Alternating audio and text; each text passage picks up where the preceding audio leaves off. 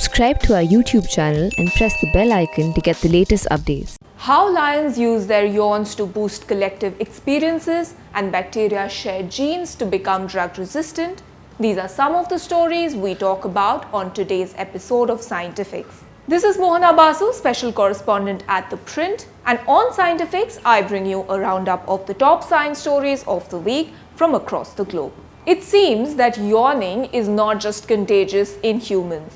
A team of researchers from the University of Pisa has found that lions also engage in contagious yawning. However, in case of lions, things do not actually stop at yawning. It seems that a lion that copied yawning behavior also tended to copy other behaviors that followed thereafter.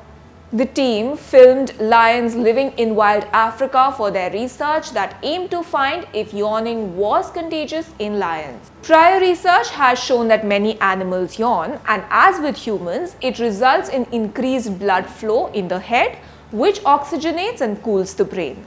In short, it makes humans and other animals more alert.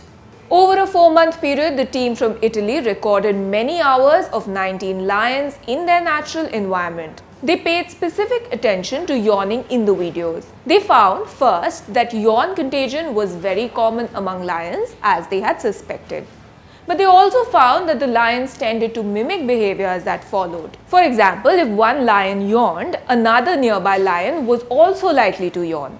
Then, if the first lion stood up and walked a short distance, the same lion that had copied the yawn would also get up and walk a similar distance. The researchers suggest that mimicking behavior after yawning may be a means for boosting group vigilance in animals that live such cooperative existence.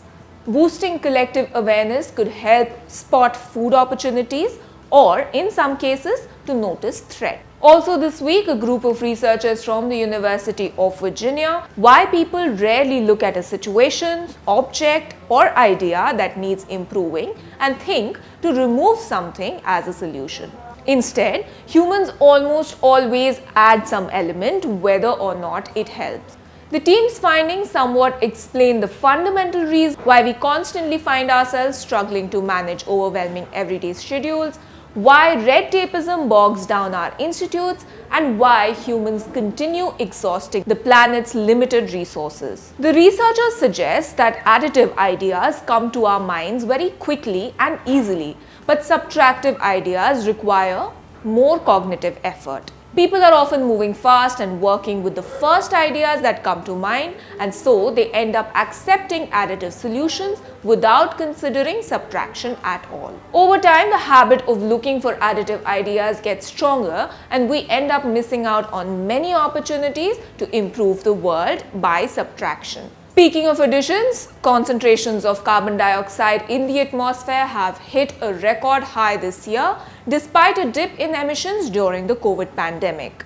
The latest measurements from Mauna Loa Observatory in Hawaii show that global levels of carbon dioxide are 50% above what they were when the Industrial Revolution began. Data released by researchers from the University of California, San Diego shows that atmospheric concentrations of the greenhouse gas in March this year averaged at 417.14 parts per million. The previous record for monthly carbon dioxide concentrations at the Mauna Loa in the dataset was 417.10 parts per million in May 2020. Also this week, a new study shows that over a third of the Antarctic's ice shelf area could be at risk of collapsing into the sea if global temperatures reach 4 degrees Celsius above pre-industrial levels. Researchers from the University of Reading found that 34% of the area of all Antarctic ice shelves, which is around 500,000 square kilometers,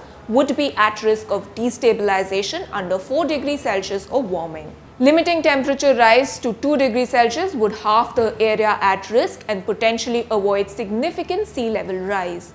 The researchers also identified Larsen Sea, the largest remaining ice shelf on the peninsula, which split to form the enormous A68 iceberg in 2017 as one of the 4 ice shelves that would be particularly threatened in a warmer climate. The findings highlight the importance of limiting global temperature increases as set out in the Paris Agreement. Drug resistance in bacteria is a growing global menace. Now, researchers have been able to identify and track the exchange of genes among bacteria that allow them to become resistant to drugs. This phenomenon, known as horizontal gene transfer, happens in bacteria that cause infections in hospitals.